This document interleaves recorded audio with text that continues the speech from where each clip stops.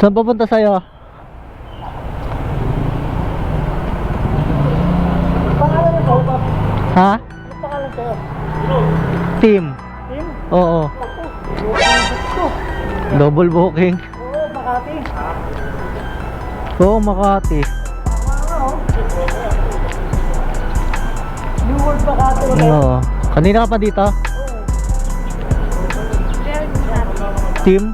Ma'am, nakabuka din dito kay kay Move It. New World Makati open po. Dalawa yung nabook mo. Kinansel ko kuya yung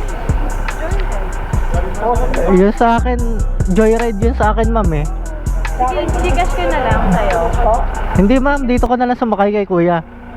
Alam ko nakabad naman. Oo. Sige, Gcash ko na lang sa'yo pa yung text mo. Hindi, okay lang. Hindi sama.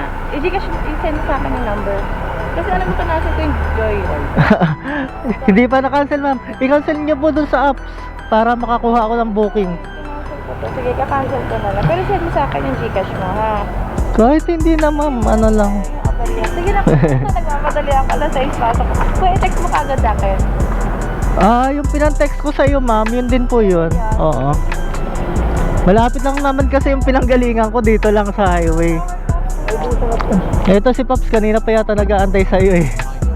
Sorry. Kinansel ko talaga. Please Opo. Nagulat ako eh, hindi mo dealer eh. Okay lang naman po. I-send ko sa'yo yung Gcash mo, ha? Sige, ma'am, kayo na po bahala. Pasok ako eh. Okay po. Sorry na, kuya. Ayan, si kuya. Sorry talaga. Nauna siya sa akin dito eh.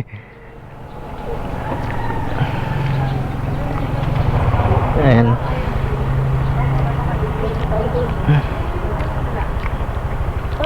Sorry, kuya. Ay, sige. Ingat kayo.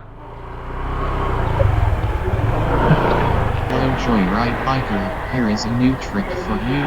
Please respond.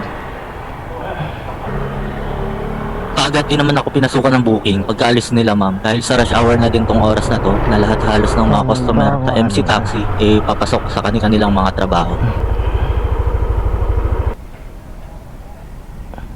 Ilang minuto lang ang nakalipas may na-receive akong 100 pesos sa Gcash ko. Nag-send nga si ma'am ng payment. Salamat na lang sa mga customer namin na kagaya ni ma'am na marunong umunawa sa hirap ng mga rider. Mapuntahan lang sila sa pick-up location. May mga ilan-ilan pa din talaga na customer natin na maalam Ayun, guys. umunawa sa ganitong sitwasyon. 100 Pero aminin man natin na mas marami sa kanila ay mga kupal na walang Sir pakialam sa mga Aldrin rider po. na nadudouble book nila. Pag-shower cup ka ba, sir? Ha? Shower cup? Hindi na. Hindi na. Ito ba?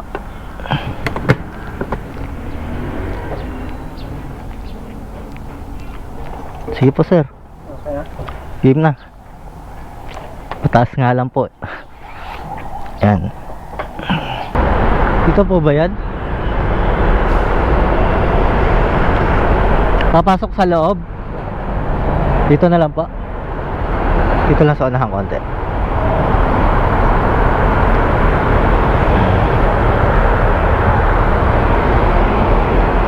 Ah, 191 lang po.